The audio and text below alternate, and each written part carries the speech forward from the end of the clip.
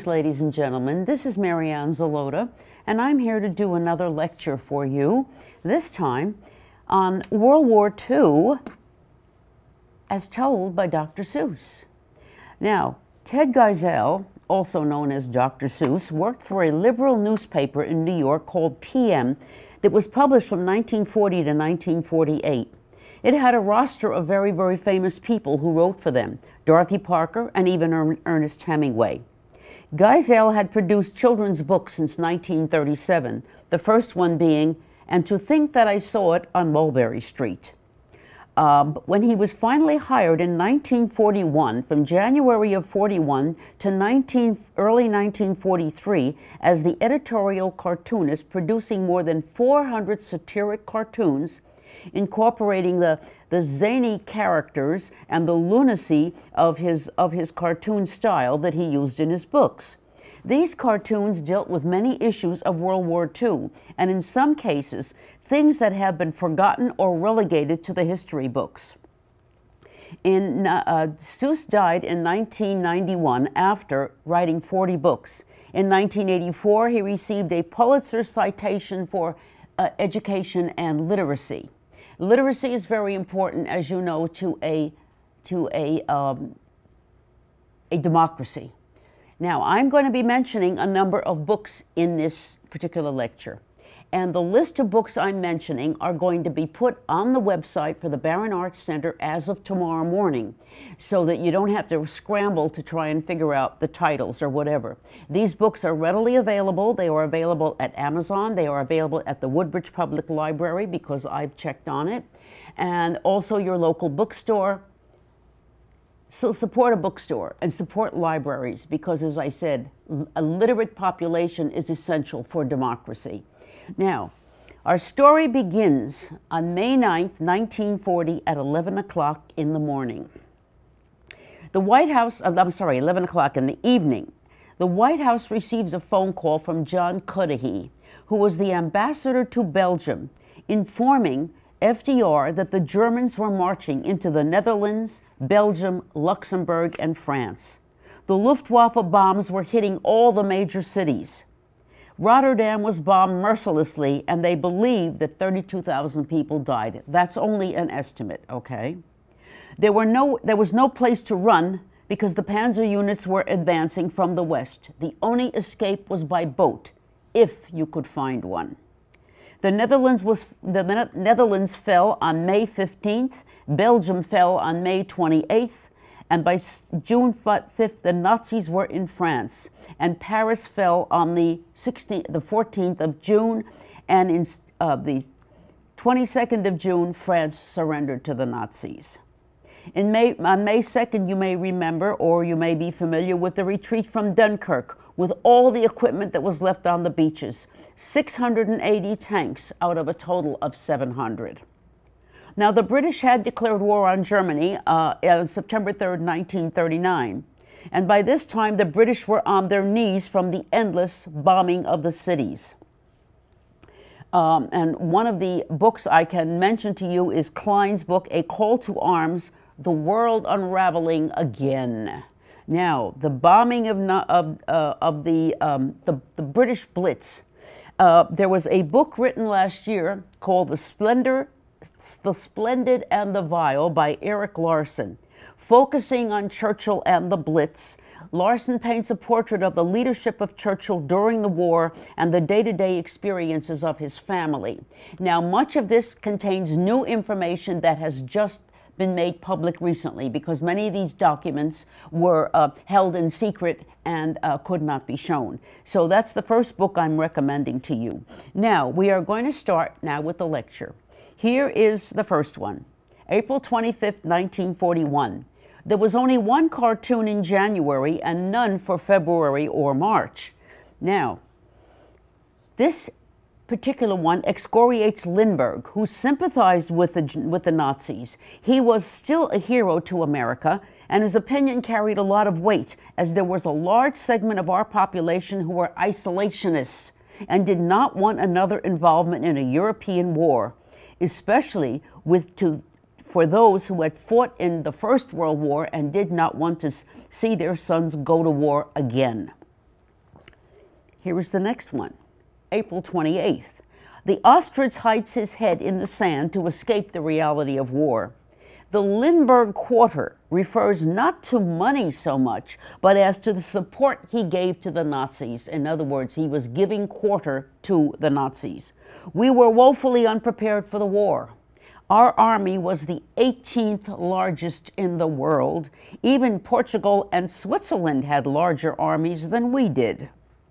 The equipment we had was from World War I. There were 64 leftover tanks parked somewhere on a field, okay? Can you imagine a World War I tank against a Nazi Panzer? There were not enough pilots, planes, or mechanics to service them.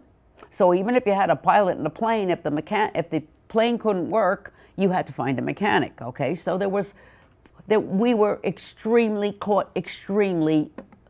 under-supported with this. Now here is another. Supplies desperately needed by Britain in May of 1941. Supplies desperately needed are held up because of a lack of ships. Butter and cheese from New Zealand and wool from Australia could not be sent back to Britain because there were no ships. Now, FDR commandeered any foreign ship in our port and any of our ports that were from European countries that had been invaded. He didn't want those ships to go back there because they would, of course, have been taken over by the Nazis. But there was a strong feeling against aiding Britain, despite the fact that Britain was on its knees. Henry Ford, for example, refused to make any engines destined for Great Britain. This cartoon, by the way, appeared just 3 days after the worst Blitz assault on London, which was May 10, 1941. Waves of bombers began with incendiary bombs, which lit up London, so the planes following the incendiaries could dump 1,000 kilogram bombs on the city. The fire was almost impossible to fight as the water systems were knocked out and the hydrants were dry. Pumpers were brought to pump water from the Thames to fight the fires or to try to contain them. All right, here's one from May 20th, 1941. France had been invaded. Marshal Pétain, who was an old warrior from World War I, is trying to appease Hitler. But if you look very carefully, you will see that he is portrayed as a helpless puppet, saluting Hitler as his pocket is picked and smoke rises from the advancing army in the back. And Hitler is, of course, pulling one of his tricks. June 6, 1941, Hitler invaded France. The German army is in Paris by June 14th, and France surrenders. Hitler now has a French base to launch further attacks on Great Britain, which had begun in July of 1940. Here is Hitler. Now, here is where John Cudahy appears in this picture. Who was John Cudahy? You see, it's listed there. John Cudahy was our ambassador, as I mentioned, to Belgium, and he had made the fatal phone call to FDR in 1940. He was forced to leave in May of 1940, forced to basically refugee and leave Europe.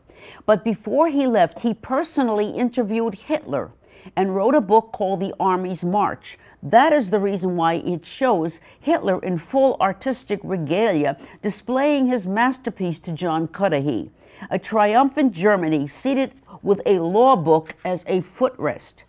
Hitler was disdainful of America. He felt it was isolationist and full of blacks and Jews that he believed would never fight and that he would have free reign in Europe. June 10, 1941. The government officials, as are portrayed as Rip Van Winkles. Notice the calendar says 1951, okay? Aid to Britain, is still being stalled. In 1940, we had sent 50 destroyers to Great Britain, and they allowed us to have bases on their soil. Lend-Lease was not popular with isolationists, which is the way FDR framed it, as Lend-Lease. He used the analogy of a hose. If my neighbor's house is burning, I'm going to lend him the hose to fight the fire, all right? So, We had 14 government agencies that had been created to deal with materials, manpower, and creation of wartime infrastructure. These agencies had no clear aims, and many of their tasks impinged upon the others. It was all very chaotic. In May of 1940, a man by the name of Don Nelson was put in charge of procurement. This was supposed to be a temporary position lasting 2 months, but it remained for the rest of the war. Don Nelson was a Sears employee. Sears, as we know, has gone bust, all right? Sears employee who had overseen their catalog, and he was able to deal with 100,000 items from 6,000 different suppliers. This is the reason why FDR targeted him, because he knew that this man knew how to get procurement, how to get all the necessary things that we needed to fight the war. But still, there was no sense of immediacy. Factories were shuttered, armaments were antiquated. We did not have, as I said, enough planes, pilots, or mechanics. Now, Bethlehem Steel had offered the government an armament factory to them. They offered it to the government. The government refused the offer. Bethlehem Steel destroyed the machineries and sold them as scrap iron. Now, they will talk about looking a gift horse in the mouth, okay? Bernard Baruch, the philanthropist and commentator, said, "In the modern world, neutrality is a delusion." Now, we have mentioned the Blitz in London, and I want to talk to you about another book that called Eric Larson's book, In the Garden of the Beasts, 1933, Berlin. William Dodd becomes the American minister to Germany, bringing with him his family, which is his wife, daughter, and son, his daughter Martha with him, and his son as well.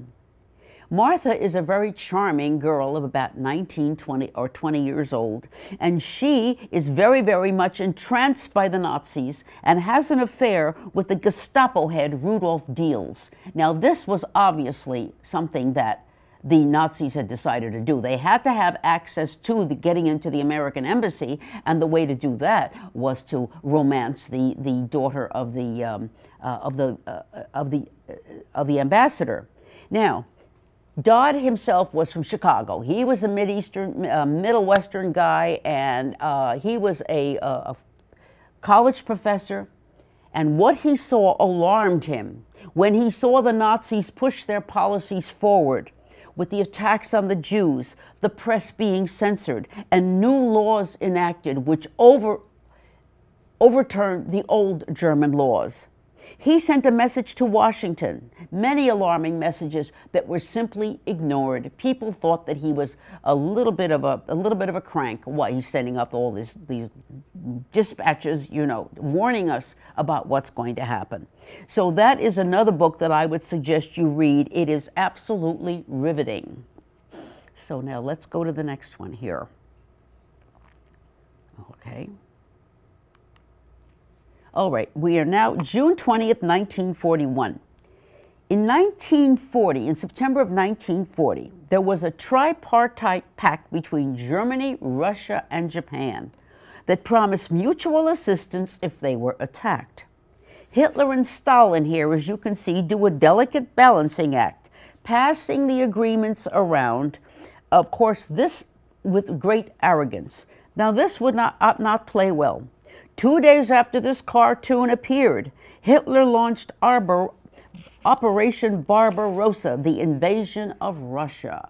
So this quite in a very serendipitous manner appeared 2 days before he launched Operation Barbarossa, which was probably the biggest mistake Hitler ever made. Okay. Now, one of the Russians said, "We were all expecting war, but we were not expecting that war." Another agreement that Hitler simply dismissed. Now, on May 21st, a merchant vessel called the Robin Moor was attacked by German submarines. It was an American merchant vessel, by the way. The passengers and crew were found floating 2 weeks later. FDR ordered the closing of all German consulates with all personnel to leave by July 10th. And FDR was quoted as saying, "I am not willing to fire the first shot." And probably one of the reasons he was not willing to fire the first shot is not because he was a coward, but because he knew how ill-prepared we were. Now the next one. Here is adult daycare. All right. Here is Hitler. The spoiled brat discovers a V in his alphabet soup, which of course alludes to Churchill's V for victory sign. And he throws a tantrum. So again, a child, a 5-year-old in adult daycare must be placated. And this has to be treated as a major crisis. All must bend to the Führer's will, because if Adolf Hitler didn't get his way, he stormed and swore and had people arrested and had people. We know what he did after the beer hole putsch, when anyone who was going to challenge him was killed that night. All right, that was yet in 1933 in Munich. So now let's go to the next one. Here is Uncle Sam as a baker, alluding to the lack of preparation despite the firestorm in Europe. Shall it be underdone or overcooked or whatever? Pettiness and trivialities reign supreme. And now I'm going to tell you something you won't believe. The Army we needed a lot of leather, fabric, everything, because we had to make thousands of uniforms and thousands of pairs of boots for the soldiers. Now, and thousands of pairs of replacement boots, because those boots didn't last forever. Because if they got wet and the socks got wet, you know that these poor souls would suffer from trench foot, which could be very, very serious. Now, the American Army demanded uniform buttons be made of horn or ivory, despite the fact that a New Jersey manufacturer made perfectly adequate celluloid buttons. Remember, they needed millions of buttons. So there they are arguing about what substance the buttons should be made of. All right, so it's pettiness all around. Now, here is a Seussian satire. Hitler plans to employ decoy palm trees to invade South America. And there he is, there's this poor soul dressed in this palm tree costume with his face, and he is instructed to, when he gets to South America, to get some more palm trees together. So, in other words, he was mocking the stupidity of Hitler. Now, here we are, August 1st. Bombs are falling and finally awakening the isolationists. It looks like at the very, very bottom there's the American flag on a building, and it looks very much like the skyscrapers in New York. The reporter is interviewing him as they both get blown away. This one. When I came across this one, I said, what is this? What has Iceland got to do with the Second World War? Well, I found out that in the summer of 1941, the United States of America actually occupied Iceland. We sent 1,000 troops there. I am sure we didn't have to fight our way in. I'm sure the Icelandic people were happy to see us. Because remember, Denmark and Norway had fallen to the Germans in April of 1940. And FDR feared that the Nazis would use Iceland as a base to attack the United States. No war was declared, but the Nazi attacks on merchant vessels continued. Now, placing the Americans in Iceland made them 1,000 miles closer to Berlin than New York would be.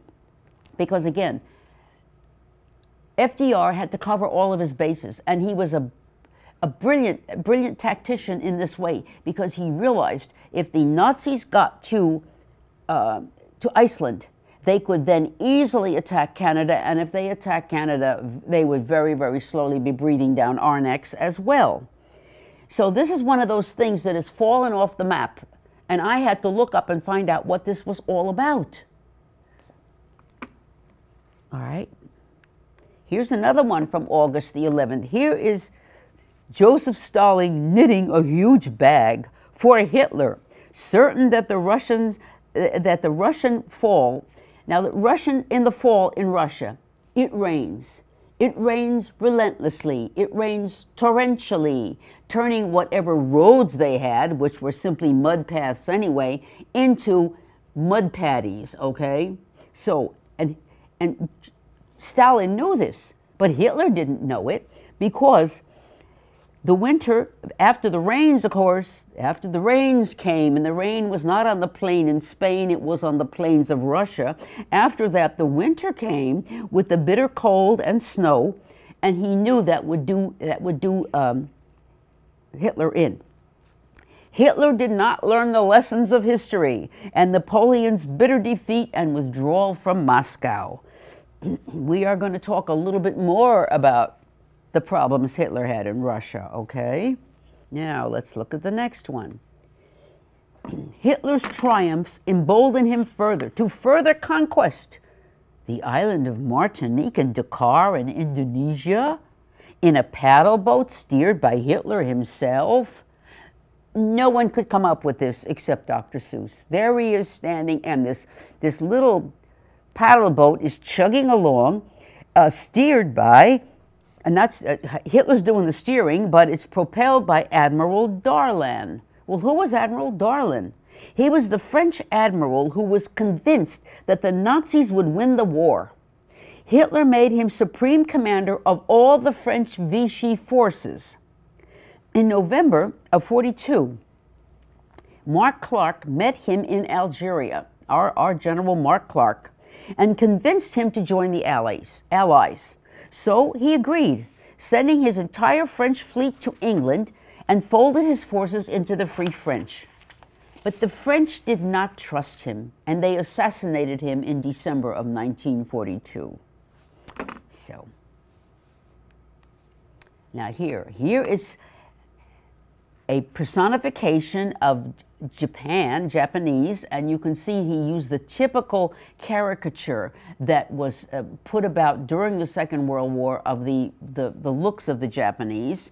Here is the Japan personified as a man getting into a very hot bath because things are starting to heat up for Japan.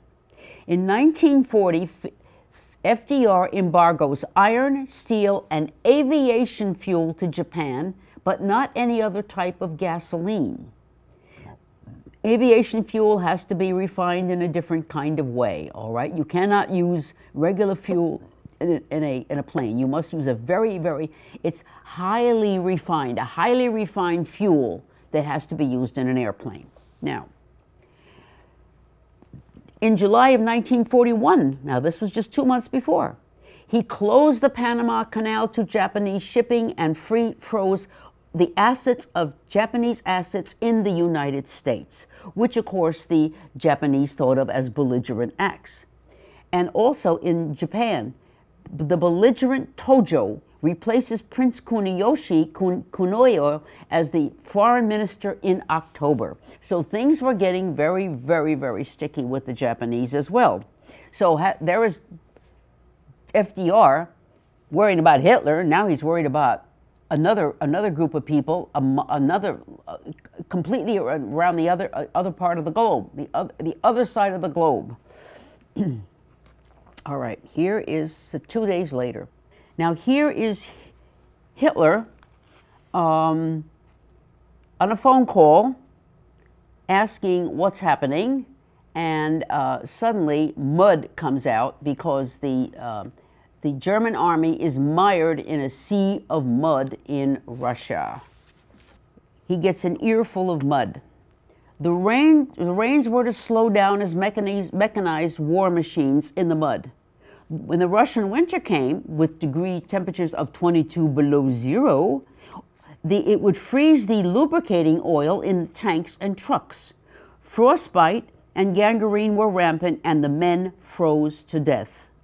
So in order to get the tanks and trucks to go, they would have to light little fires under the lubricating oil in order to melt it, melt it down to consistency where they could, again, use it to move the tanks and the trucks.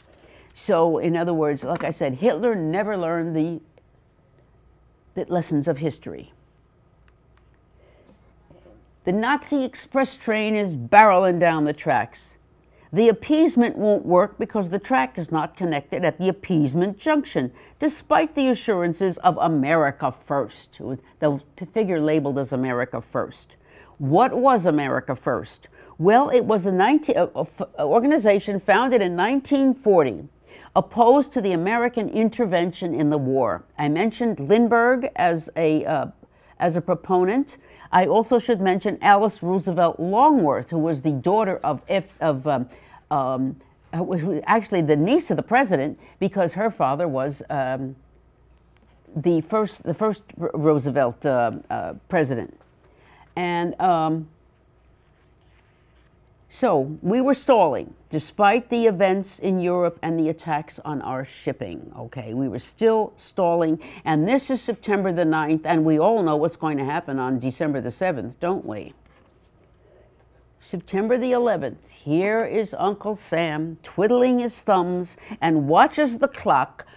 It's actually a grandfather clock, but Hitler comes out to give a cuckoo and to point to the time, all right? The watches and the clocks controlled by Hitler, giving him time to complete his overrun of Europe without any interference from us. But Uncle Sam looks genuinely worried.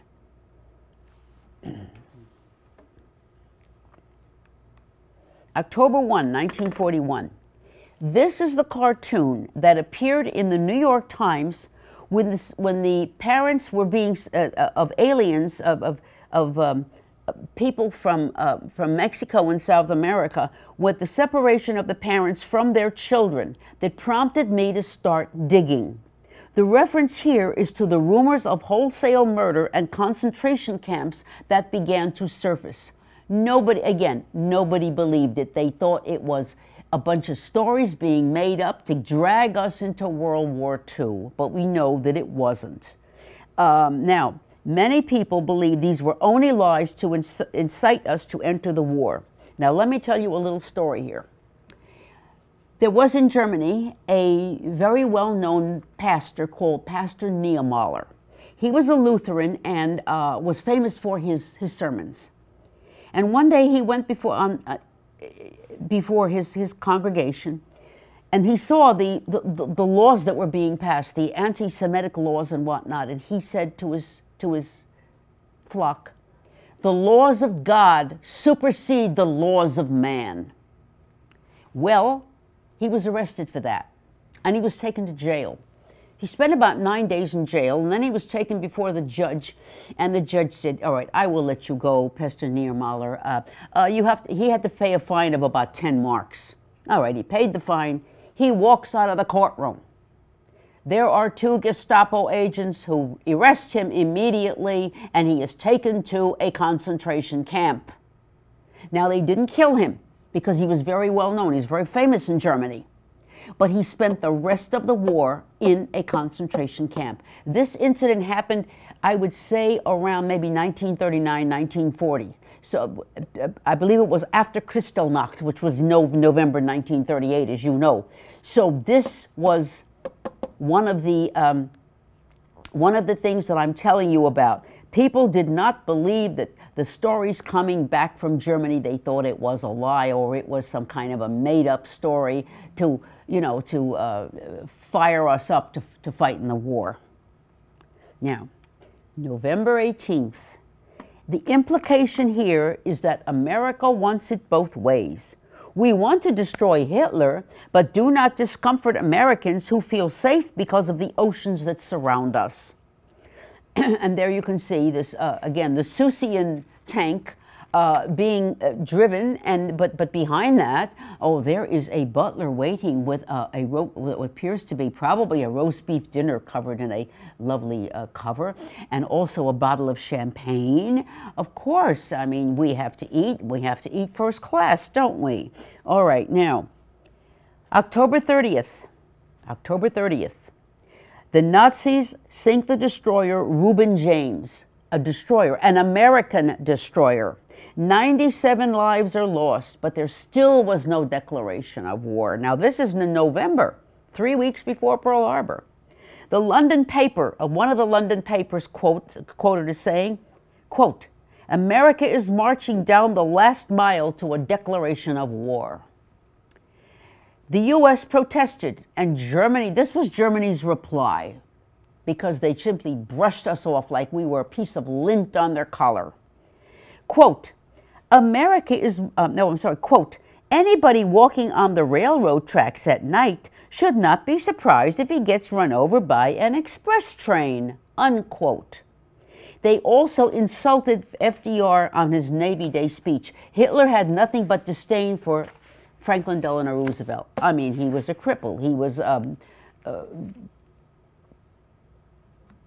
in Hitler's ethos, he's someone that should be simply liquidated. Okay, now let's go to December 8th. The isolationist is blasted out of his lethargy. Pearl Harbor is invaded by Admiral Yamamoto, who, by the way, was a Harvard graduate and spoke fluent English. He had come from, obviously, a very aristocratic family that could send him from Japan to Harvard, where he stayed for 4 years. Now, in the movie Tora, Tora, Tora, after the attack, Yamamoto supposedly said that the United States is a sleeping tiger. He didn't say it. He said it in the movie, but he didn't say it in real life. But that comment was found in his diary. After the attack, he did not rejoice, and he said that he could wage a naval war with the U.S. for 6 months, but no more than that, because he knew, having lived with Americans, that we were the people that had a lot of get up and go, and if anybody had to get up and go, we would do it, and we would solve the problems, okay? Yamamoto knew Americans, as other Japanese did not. Now, we were caught snoozing. On November 27th, there was a dispatch from Washington to Pacific headquarters. Quote, unquote, quote, "This dispatch is to be considered a war warning. An aggressive move by Japan is expected within a few days. Execute appropriate defensive deployment," unquote. This was November 27th, which would be just 10 days before they attacked Pearl Harbor.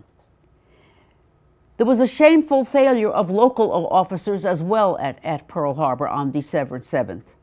The anti-aircraft ammunition boxes were still locked, and their keys were held by the duty officers.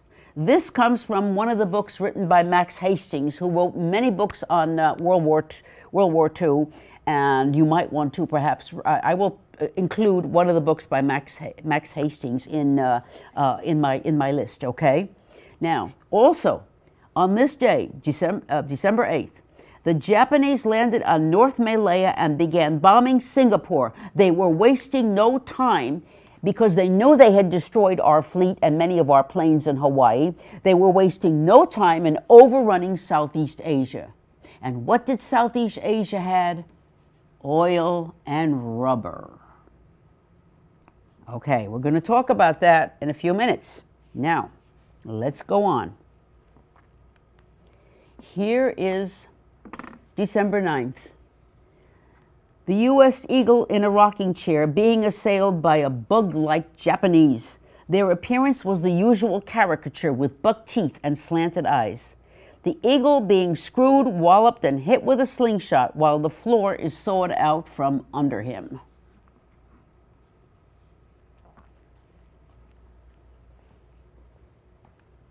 December 22nd. December 22nd. Incompetence and stupidity of a strutting dictator. Here, of course, is Benito Mussolini, who was naked. In other words, the emperor has no clothes. Even the Germans mocked him with songs and jokes because he was like a strutting peacock. I'm going to tell you one of the jokes the Germans had about Benito Mussolini. Somebody runs in and says, "Mein Führer, the Italians have entered the war." Hitler says, "Send 2 divisions to destroy them." "But mein Führer, they have entered the war on our side." Hitler says, "Then send 10 divisions." So in other words, the Germans had little use for Mussolini. I mean, like he was, mock him, you know. All right. Here is the next thing. Stalin serves up Adolf. An assault from October 41, the retreat from Moscow by Germany of January of 42. But the siege of Leningrad from September 8, 1941 to January 24, 1944, 900 days of military blockade. But the Russians did not surrender despite starvation of thousands, and many of the thousands could not be buried, especially in the middle of the Russian winter when it was permafrost. You could not bury the bodies. Now, I want to tell you, there was you know about the Hermitage Museum. There were a number of people who were on the Hermitage staff who died at that time. And their bodies were put in the Hermitage, the basement of the Hermitage, because they could not be buried. Very interesting what happened then with in St. Petersburg, which is at that time Leningrad, during the war.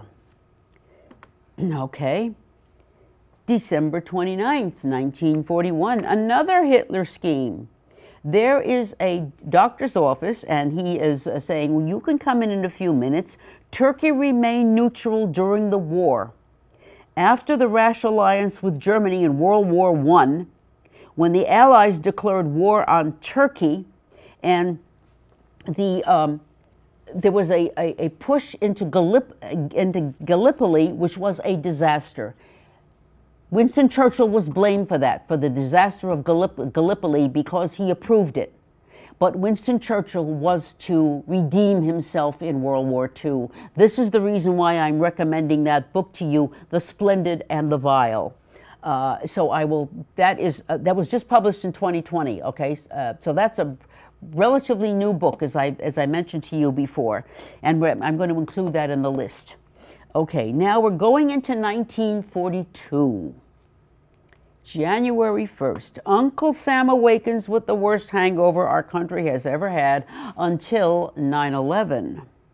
Beset by 3 enemies, Hitler resembles a Horton character, while Mussolini, with 5 o'clock shadow, looks like a snail, and of course the other snake looks just like a Japanese, all right, like Yamamoto or Tojo.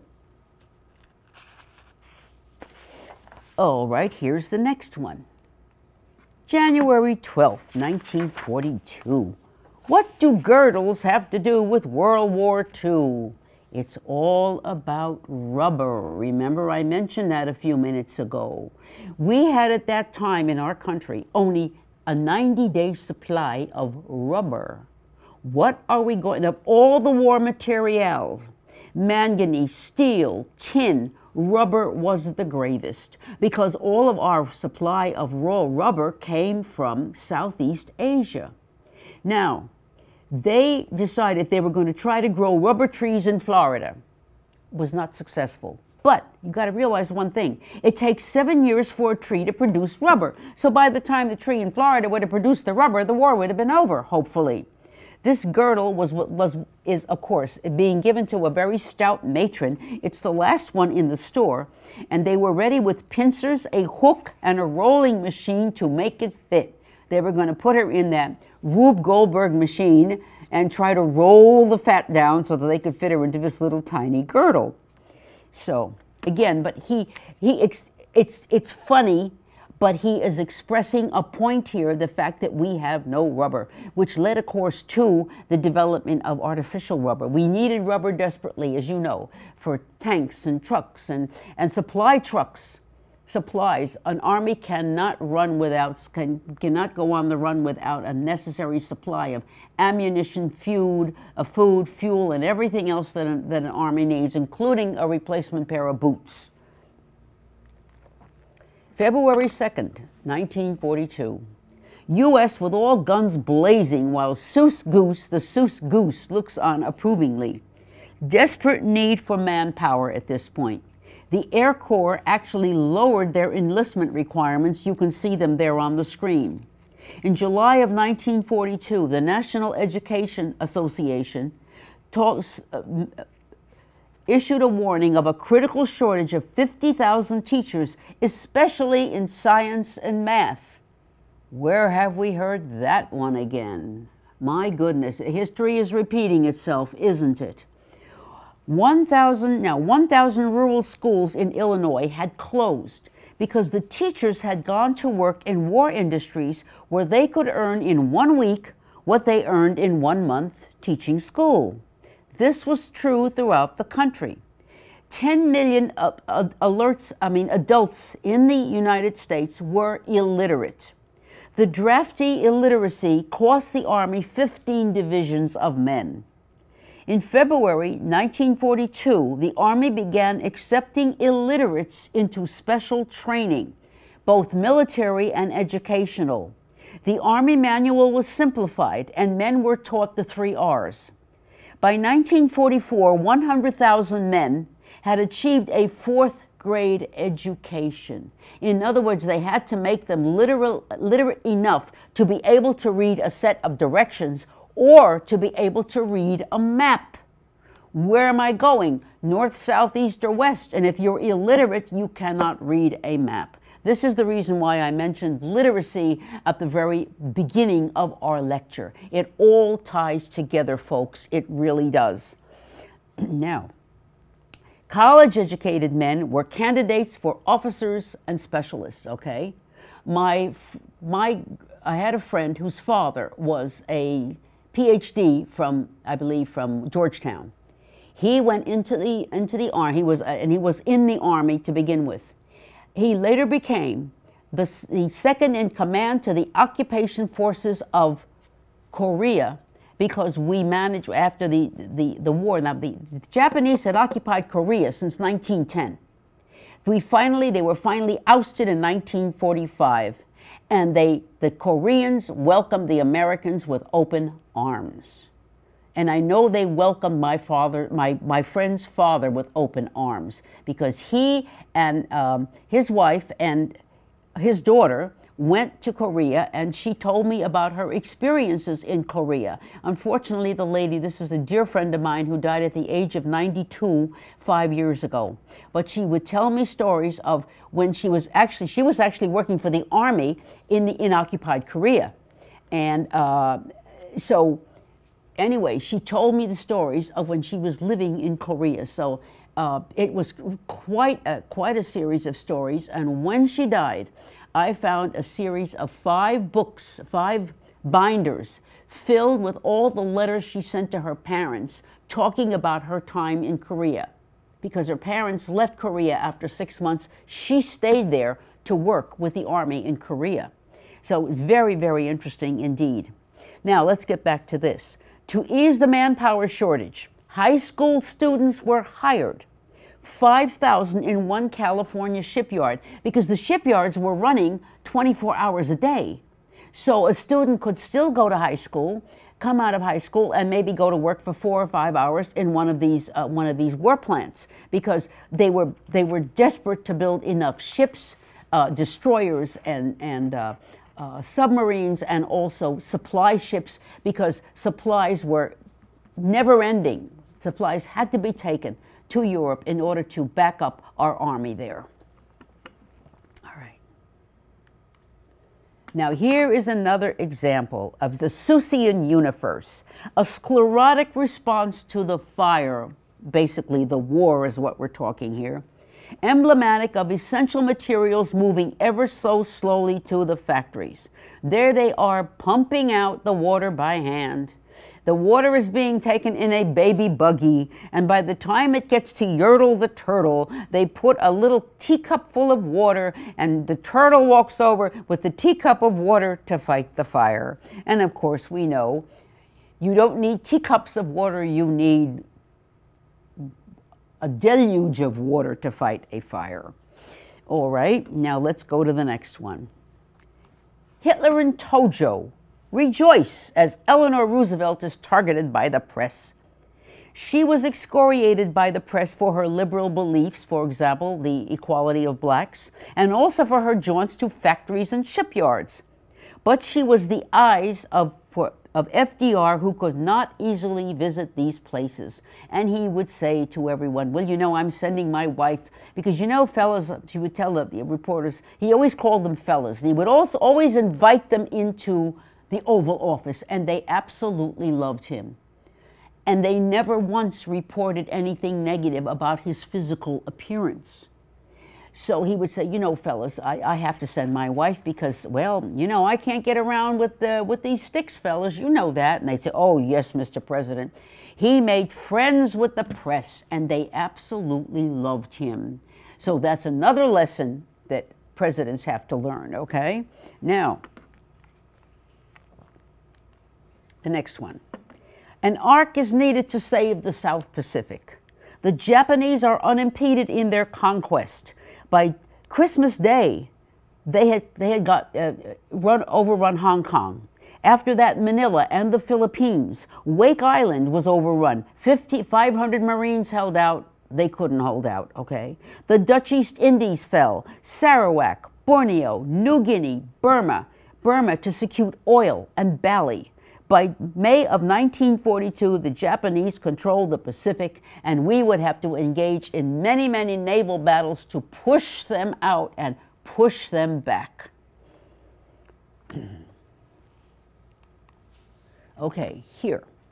Here is our Hitler and Tojo being blasted by the smoke from our factories. Shipbuilding began in earnest in 1941, and I'm also talking about airplanes. We needed airplanes. Shipyards concentrated on destroyers, cruisers, and aircraft carriers, which was a new way of fighting a war, by the way, by taking the aircraft carrier too close to the target. This is something completely new in the Second World War. By 1942, merchant ships were desperately needed for supplying our army and sending aid to Great Britain. These ships were ugly ducklings, but in a stroke of genius were called Liberty ships. They weighed 10,000 tons, were 441 feet long, with 5 cargo holds. They ran on reciprocating engines, not turbines, because turbines were much more involved to make, all right? They were welded, not riveted, because riveting required 4 men and welding required only 2 men. So these decisions were based upon the practical aspects of having to build these ships. Welders could be trained faster than riveters.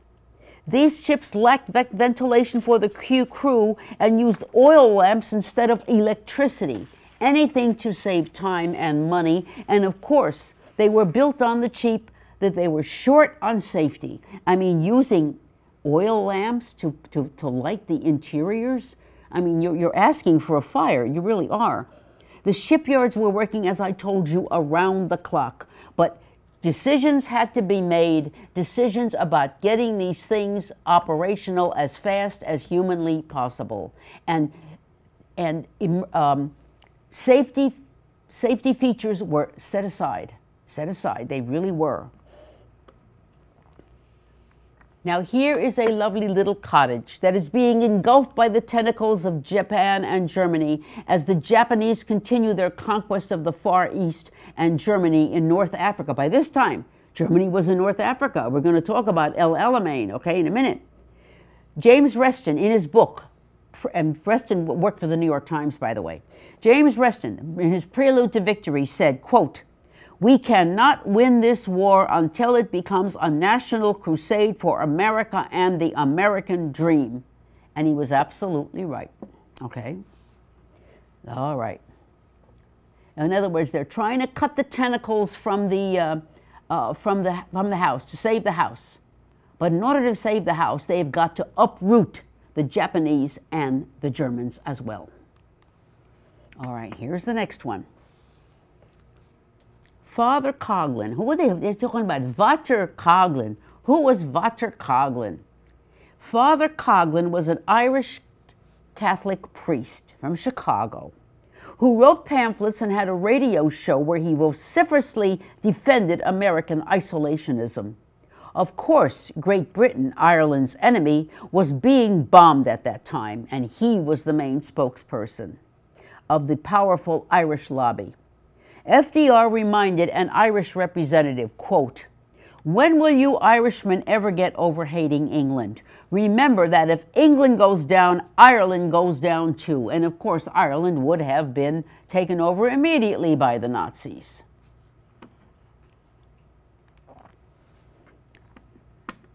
April 7th. Posters and cartoons and motion pictures appeal to American patriotism. There was a axiom: loose lips sink ships. When people left, when my late cousin, who was killed at the Battle of the Bulge, a man I never knew, my father took him to the train. He said, "Andy, where do you want me to take you?" He said, "Uncle, just take me to the train." He said, "You know I can't tell you where I'm going." He was the last one to see him alive, and he was killed the first day of the Battle of the Bulge in 1944. And it is something that has stayed with me my entire life. I never knew him. He never had a life, and I did. And this is something that has stayed with me for a long, long time. Now, there were posters and cartoons appealing to American patriotism. We were asked to buy war bonds. Food and gas was rationed. Women proudly went without nylons, and all they would do was take a pencil or a pen and draw a seam up their leg, because women wore seamed nylons in those days. Movie stores went on bond drives, and Boy Scouts collected scrap metal. Go from house to house, whatever scrap metal you had, because it was turned into something to build a destroyer or an aircraft carrier or whatever. Betty Davis was instrumental in finding the Hollywood canteen, and millions of dollars of war bonds were sold by the movie stars. Here we have swastika lightning with a biblical flood, while the profiteer goes around selling umbrellas. A black market flourished during the war. Many did without, but those with connections or money could circumvent the system. Look magazine said, quote, "Don't be a bootlegger. The boys at the front aren't chiseling," unquote. The Office of Price Administration conducted an investigation and found that 70% of the East Coast gasoline station disobeyed the OPA rules because gasoline was rationed. I know doctors could get more gasoline than the average person, okay? But still, the rules weren't being followed even then. April 20th, 1942, Tojo is being spat at right in the face because on April 18th, Jimmy Doolittle's raid took place over Tokyo, Yokohama, Kobe, and Nagoya. 16 B-25s took off from a ship called the Hornet that was 650 miles from Japan to dump their load on the unsuspecting Japanese, who had not set up a warning system, thinking we would never attack them. These flyers knew they would never return because they could not get it. The gas tanks were very small. They knew they would never return. 15 of the planes crashed in China, and the 16th one managed to fly to Russia, where the crew and the plane were arrested when they landed. Well, Stalin's paranoia again. Militarily, it was not significant, but morally, it was a great triumph.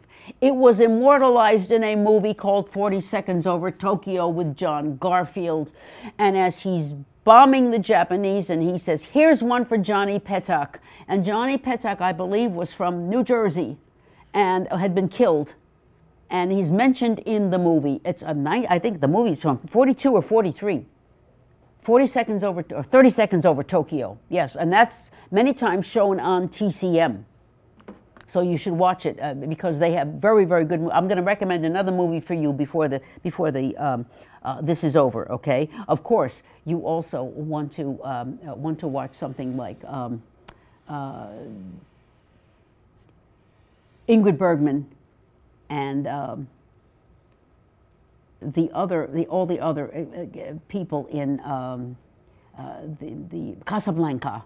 That's another movie you want to watch. Okay, I'm sure you've seen Casablanca with Bogey and Ingrid Bergman. Okay, now next, May 1942. The British invaded Vichy, Madagascar. Now this, when I saw this thing, Madagascar, what has Madagascar got to do with the war? Like, what has Iceland got to do? The British invaded Vichy, Madagascar went along with the French. It was a Vichy island to prevent it from falling into the Japanese hands. The local troops resisted, however. The British sunk the French vessels, and the fighting went on until November, when the Vichy French troops finally surrendered. Here is May of 1942. Pierre Laval, weeping. A sarcastic comment on the Vichy collaborator who was instrumental to sending Jews to the labor camp. Laval said to the New York Times, quote, France does not wish to be liberated. She wants to settle her fate herself in collaboration with Germany, unquote. Laval had been the Vichy prime minister. The French resistance, by the way, did not play an important part in the war effort until 1944. Geisel did a number of cartoons of Laval and Hitler, one of which I thought was too brutal to show here. So I'm showing you this one, okay? Now, the advances of the Japanese in South Pacific are parodied as tumblers being catapulted from one island to the other. And you can see they are all caricatured as Japanese. Now, the invasions that began the day after Pearl Harbor were finished by May, with the Japanese in full control of the Southeast Asia from Burma to Korea, which they had occupied in 1910, as I mentioned to you before. In January, now here is an American city, all illuminated with electric light. In January of 1942, 42 Nazi subs began prowling along the East Coast waters, attacking shipping by night. Within 2 months, they had sunk 132 ships. The ships themselves moved without lights, but they were outlined by the ambient lighting from New York to Miami. The Germans in the wolf packs had a perfect target. Within 5 months, they had sunk 362 Allied merchant ships. These sub-attacks disrupted fuel shipments to the east, creating a critical shortage of fuel. Pipelines needed to be expanded, but that took time. Secretary of Interior Harold Ickes got 11 major oil companies to utilize as many tank cars as possible, many of which were in storage and rusting. So we desperately needed oil or gasoline on the East Coast. Now, of course, the answer to all this would have been blackouts, and there were many blackouts during the Second World War. But this is one example of something where you're actually helping the enemy, you're aiding the enemy with something like this. All right, now here we have it. Battle, June 10th, 1942. What is this about? It's about the Battle of the Coral Sea and Midway that began on May 3rd. Australian and U.S. naval forces, combined with air support, sought to push the Japanese back and begin to recapture the lost territories. Names such as the Solomons, Guadalcanal, and American ships such as the Lexington and Yorktown became familiar to all Americans. The Japanese wreaked more destruction just totally destroying the Lexington, because their planes were better and were handled better. The Japanese commander Inouye chose to abandon the operation, though, and he retreated back to Port Moresby in New Guinea. The victory of the Coral Sea was in the grasp of the Japanese, but they backed down. The tide did turn, and Americans were to learn from the mistakes of this battle and were coming to grasp with the complexities of carrier warfare. Another thing I wanted to mention to you. Islands like Solomon's, Guadalcanal, where were these places? Well, the Americans whose sons had been sent there didn't know where they were. So the oil companies, which normally gave out road maps, suddenly began giving out maps of Asia, of Southeast Asia, so that the families could find out where their sons were. And of course, we know the Bataan Death March and everything was just absolutely awful there. It was pure hell for those guys, pure hell. So anyway, but this is where people wanted to know where they knew where France was, but where the heck was Guadalcanal, you know? So this is they actually put out maps and were given to the customers so that they would have a map to trace where their relatives were. December 19th, 1940. Now here is Uncle Sam with the ostrich and says, I'm going to trim some of your feathers and we're going to use you as a carrier pigeon, okay? Now, I'm going to quote you from a speech that FDR made in December 29th of 1940. A speech heard around the world by, it was estimated 100 million people. All right, now here's what he said. This is not the whole speech, it's only a quote. Quote, this is not a fireside chat on war. It is a talk on national security. If Great Britain goes down, the Axis will control Europe, Asia, and Africa, Australia, Australasia, and the high seas. All in the Americans will be living at the point of a gun.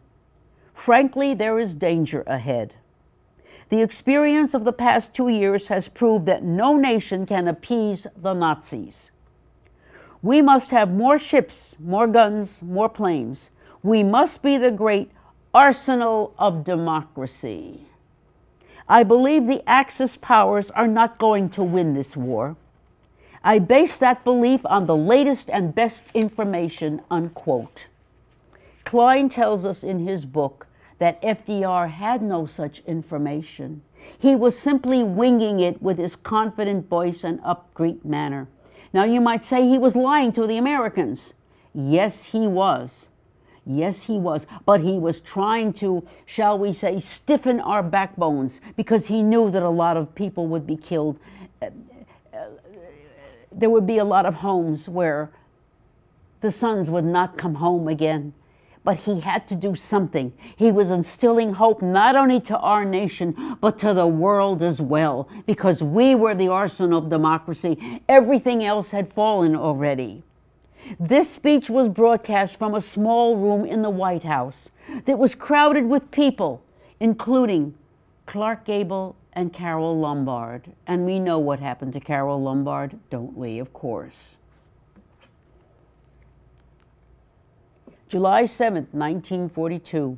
Two problems: how to pay for the war and how to avoid runaway inflation. The cost of living was rising by 1% a month.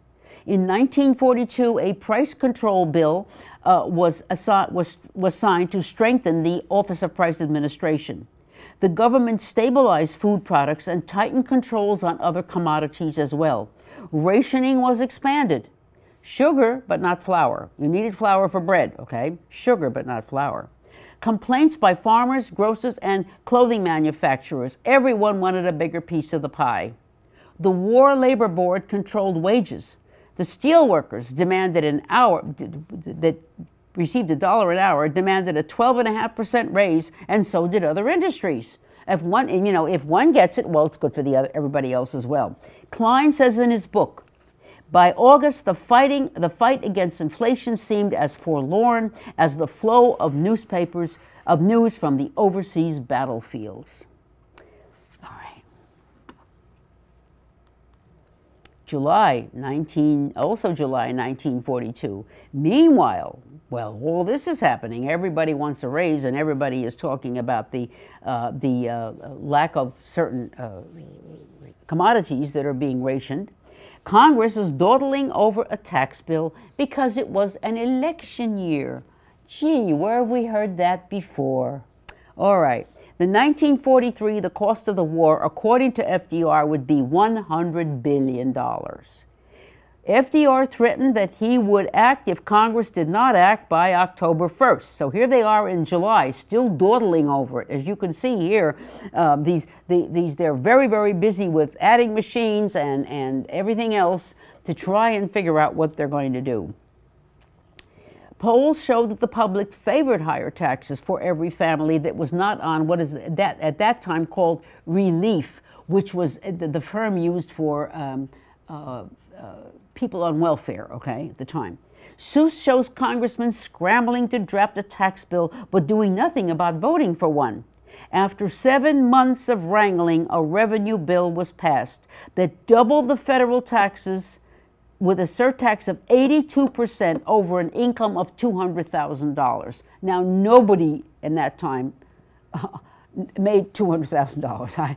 I can't. I mean, maybe 10 people in the country had an income like that, and 19% for the first $2,000 of income. They raised it by 19%. In 1945, the American debt was 105% of the GDP. The debt was primarily in war bonds, which were held by Americans. Today, however, our national debt, all those T-bills and T-bonds and everything else, is primarily held by the Japanese, and we hope they don't decide to suddenly that they're going to turn them in. Okay, the interest now. In September of 2018, the New York Times said. This was in the New York Times on September 26, 2018. The interest on the U.S. debt at that point exceeded the cost of the American military. Warning signs, no? Okay. August 12, 1942. A tremendous amount of energy was used to manufacture the material of war, creating the finished product and then providing fuel for the ships, trucks, jeeps, and the B-29 Superfortress built by Boeing, and fuel to get the gasoline and the oil to far-flung theaters of war. A jeep that was driving through France or driving in Europe needed gasoline, and without the gasoline, the army could not move. Now, Alcoa produced the needed aluminum, but its output depended on the reliability of water power that could be reduced in times of drought. We had built the Grand Coulee, Bonneville, and Boulder Dam. They had been built. But in 1941, the TVA suffered a drought and power was voluntarily cut by 20 to 30%. Factories that were running on 24 hours a day gobbled electricity for production and lighting. Let's talk for a minute about the B-29 Superfortress, built by Boeing, very, very proud company at that time. It had a 140-foot wingspan, flew at 30,000 feet beyond the reach of the anti-aircraft guns, went 30% faster, using only 83% more horsepower. This was important to get our bombers to be able to fly above the anti-aircraft guns so they would not be shot down. They used Pratt & Whitney engines, produced 2,200 horsepower. It was a high-altitude flying, and oxygen was available for the crews, and 2 superchargers for the engine. It consumed more funds than even the Manhattan Project, but it was necessary to try and save our pilots when they could fly above the reach of anti-aircraft guns, most of which were made by a Swiss man by the name of Emil Burley. And Burley deserves another lecture. I have done lectures on Emil Burley. So Emil Burley sold the anti-aircraft guns. And he sold them to the Allies, and he also sold them to the Germans. And according to a friend of mine, his anti-aircraft guns were the most accurate. Okay. Here is the United States playing musical chairs with Hitler and Tojo, while the music being pumped out by an armor-clad warrior. We are in a race to win this war. September 1, 1942. In 1942, the war bond sales fell far below the quota set by the government. And here we see somebody saying he would give anything. Yeah, but the figure in the bottom says, yeah, but he won't buy any war bonds. The sale of these bonds were vital to help finance the war.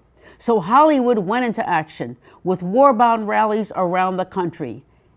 Marlene Dietrich, Hedy Lamarr, people were crazy for her because she was so absolutely gorgeous. And remember, she was an Austrian. She spoke with a German accent. But she went around and sold these bonds, and the guys were crazy for her. She was absolutely gorgeous. And also Dorothy Lamour and Carol Lombard, whom you know was killed. She was on a plane going to a bond rally, and the plane crashed, and she was killed. The plane crash returning from the bond drive. At the end of a trailer, the famous Minuteman poster appeared, exhorting Americans to buy bonds. And at that time they said buy war bonds, and after that it was simply buy bonds, because they continued this. This Minuteman poster was a very, very famous icon at the time. September 29th, the Russian winter. 22 below zero would freeze the lubricating oils in tanks and trucks, as I told you. They had no antifreeze and had to light fires under the oil pan. Frostbite with gangrene was rampant in the German army, and the men froze to death from inadequate winter equipment. They didn't get the coats or the boots or whatever they needed. The Wehrmacht began to retreat from Moscow, burning villages as they fled. A German gunner wrote, quote, "The ghost of the Napoleonic Grand Armée hovers ever more strongly above us like a malignant spirit," unquote. Again, the Germans were defeated by the weather, not the Russians. Now here, frivolous waste of time in war. Here is a lady feeding delicacies to her pets. In May 1942, sugar rationing was established. Anyone who admitted to having 6 pounds of sugar was denied a ration card. Now, a New Jersey man admitted to having 15,000 pounds of sugar, so he wanted to become a sugar jobber, okay, unquote. Sugar, an important war commodity, because molasses was a source of ethyl alcohol used as a motive power for torpedoes, gelatin dynamite, and smokeless powder. In other words, sugar got us through the war. The molasses. Americans consumed 100 pounds, supposedly, by at that time, even then, 100 pounds of sugar per capita, more than any other country. Sugar rationing lasted beyond the war. And Walter Winchell, the famous columnist and a radio commentator, said in one of his radio shows, quote, "Roses are red, violets are blue, sugar is sweet, remember?" By the way, Hershey controlled the supply of cocoa during World War II, and Hershey bars were a staple for the soldiers in their ration bags. So obviously, Hershey also had access to sugar. And I am amazed that they had enough sugar to be able to give them to the distillers. Now, if you have seen the movie, and I'm going to recommend a movie to you called 1776. Every year on July 4th, TCM runs that movie. And it's the story of how our country came to be in 1776, when the slave owners of the South did not want anything put into the Declaration of Independence regarding the black slaves. And one of the slave owners stands up in the movie and sings a song to slaves, rum, slaves, sugar, and rum. Slaves, molasses, and rum, because the slaves came to were brought to the New World and also to the islands where the sugar was refined. That sugar in the form of molasses was then taken to New England where it was turned into rum, and that rum was then taken to Africa and traded for slaves. So in other words, it was part of the slave trade. And I did not realize that molasses could be used as a source of ethyl alcohol. And of course, molasses is the main ingredient in rum.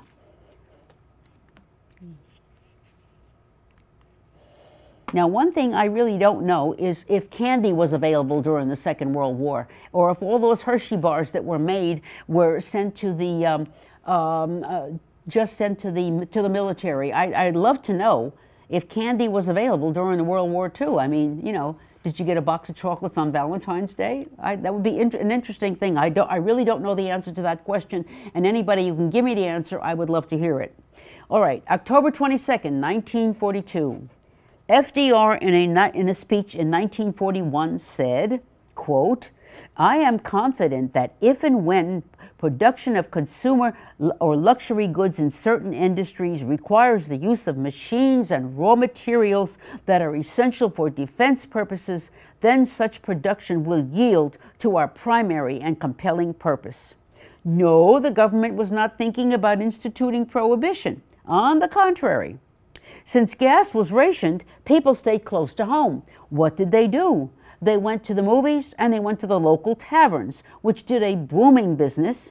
And as I said, I am surprised that sugar was made available to the distillers, but it was. So that's, you know, rather interesting. And I don't know about candy because everybody likes candy. I do. So I wonder how that actually worked.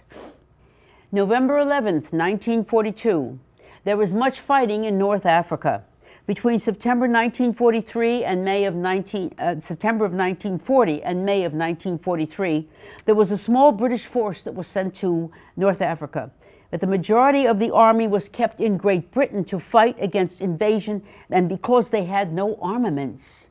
They had to leave some people at home because they were afraid that the Nazis were going to launch a land attack. And again, they didn't have enough they didn't have enough guns. They simply did not. Now, the Brits regarded North Africa as a colonial effort, and their conduct was amateurish. By February of 1941, Rommel, the Desert Fox, arrives in North Africa with soldiers flushed from victory in Europe, and they pushed the British to Tobruk, which was defended by the Australians. In October of 1942, Montgomery launched an offensive against Alamein. The repeated attacks finally repulsed the Nazis, but the German army was running out of fuel. On November the 4th of 43, the 8th Army pushed westward, overrunning the Germans, taking 30,000 prisoners and destroying the large quantity of their weapons and equipment. It was all over by November the 8th. This was the first big combined operation of British and Allied forces against the Germans, and it was a big victory. So there we see a huge tank chasing Hitler. It was the first big victory with the united armies. And the next big one, of course, would be June 6, 1944. November again. Hitler's forces were spread very thin on the Russian front. By December of 42, the German 6th Army was isolated at Stalingrad, completely surrounded by the Russian forces. Goering had proposed that the Luftwaffe drop supplies, but airlift capacity was lacking. In January 31st, 1943, the Germans surrendered to the Russians. And I can only imagine what the Russians did with those poor soldiers there. However, the siege of Leningrad was to continue until January 44, which is what we discussed before. And here is Hitler being snowballed by the Russian winter, which was decimating his troops and making armaments and tanks and everything totally useless. December 16th, Hitler's gift was an anti-Semite about to be ensnared in a knot. Christmas wreath, of course, was made of swastikas. And on Christmas Day, entering the tornado's cellar to avoid the catastrophe enveloping the world, Geisel questions the future of displaced people. Will we return to isolationism after the war? But thanks to the Marshall Plan, we bailed Europe out after the war, and we strengthened our alliances there, especially with Germany, which remains one of our most stalwart allies. Really. Now, 1943, we're starting 1943, but ladies and gentlemen, there are only 2 more slides I can show you, because for some reason, Geisel left in 43. I don't know why, but that was the end. Here it is. January 4th, money blowing into the wind as we head toward a large tax increase. The devil-may-care attitude of the U.S. indicates that money was being wasted. Geisel did only 3 cartoons dated 1943. Now here is the next one. Telling of the war stories to a grandson. He indicts those who did nothing, but complains about rationing, blackouts, and the life changes that had to be made in the war effort, while others did the fighting and the dying. And with that, my lecture ends. Thank you very much for your time and attention. And as I said, tomorrow you will find on the Barron Arts Center webpage a listing of books that I have mentioned today. Thank you very much for your kind attention. Stay safe, stay warm. The snow is melting and better days are coming. I know they are. Goodbye for now.